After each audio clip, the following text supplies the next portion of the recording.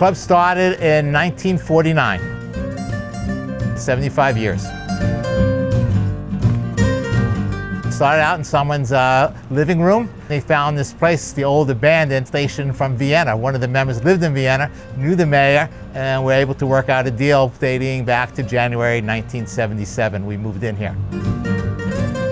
We're standing in the old Vienna station, which was part of the Washington Old Dominion Railroad, which ran from Roslyn out to Bluemont. This part of the building dates from 1859, and it served the farming community of Vienna.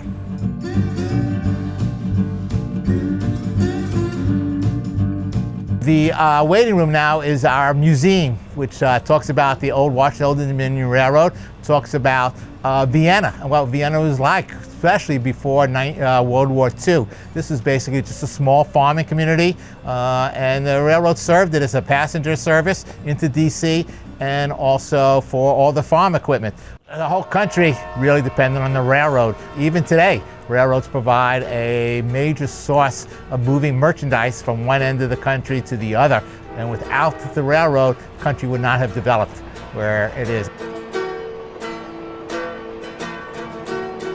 The railroad kept closing and for passenger services, but officially the last passenger service through here was May of 1951. We did not move into here until 1977, so the building was really in disrepair. One of the conditions was that we would promote model railroading in this area. The room is 20 by 50 or 1,000 square feet, which is quite a good size for our model railroading.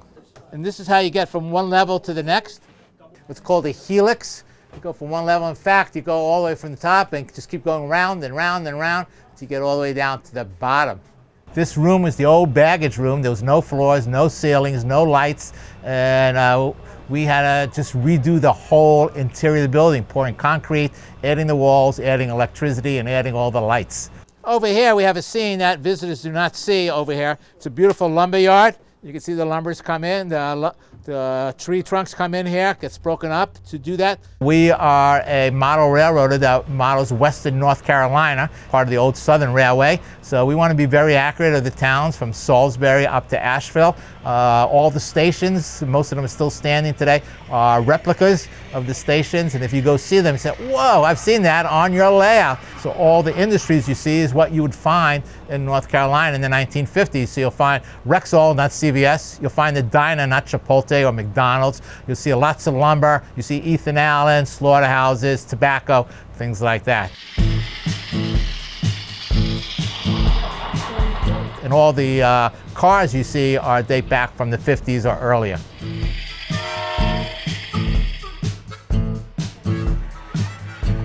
This is where we all started. Oh, this is Washington, Atlanta. So this part is Atlanta, and that's Washington.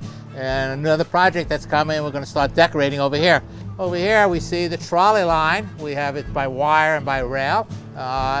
We do have the capability of running the wire, running the trolleys off the wire, just like a real trolley car. We're going to go up to the highest point on the layout.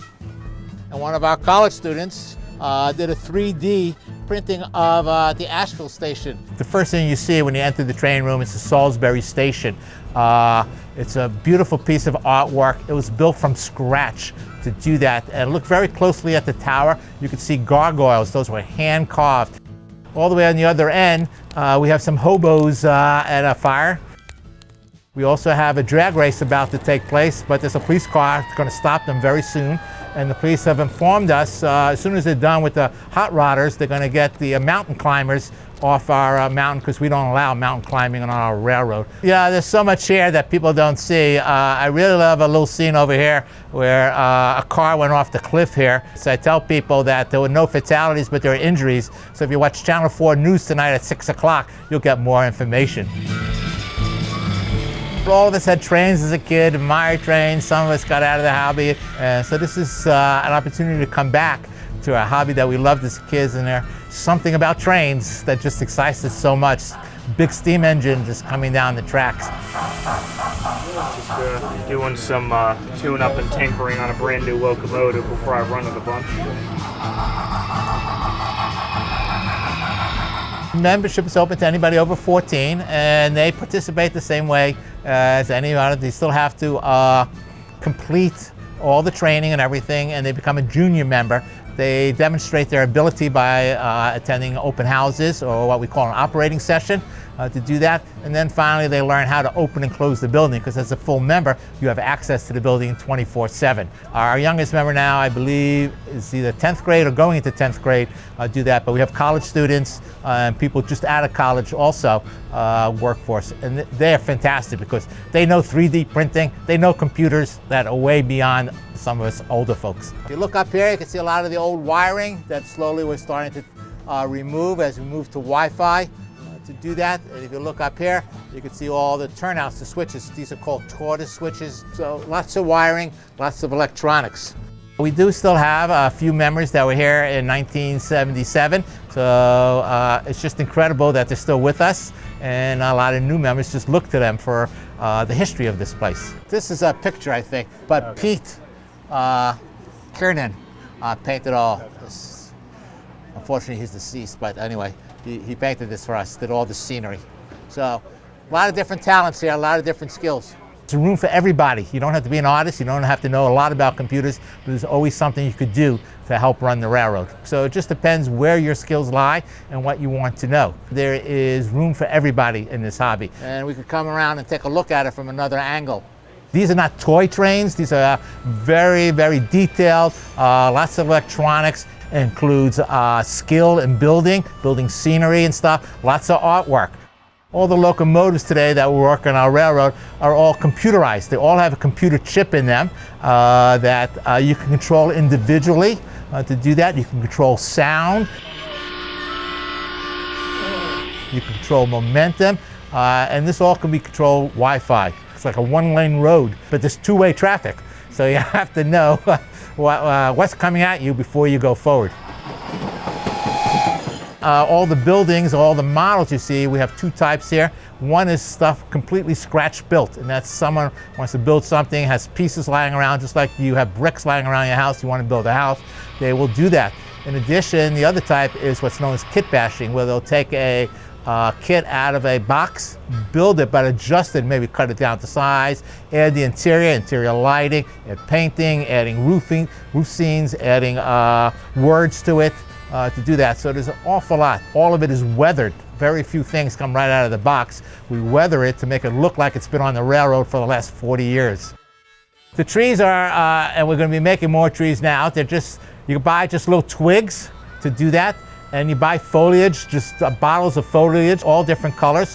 And you try and get trees of different sizes, different colors, depending what kind of scenery you want.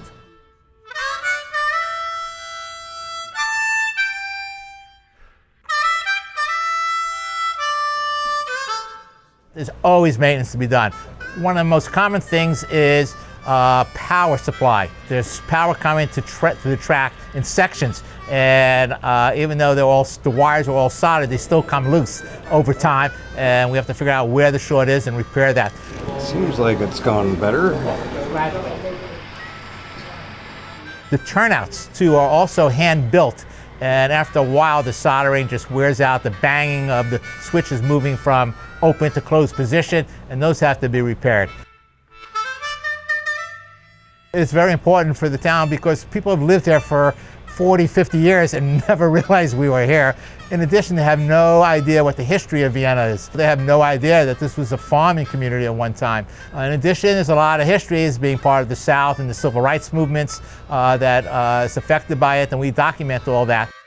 We're here every Tuesday night. If you want to learn more about model railroading or think about becoming a member, please stop by and we'll be happy to give you a tour, and we can always talk railroad with you.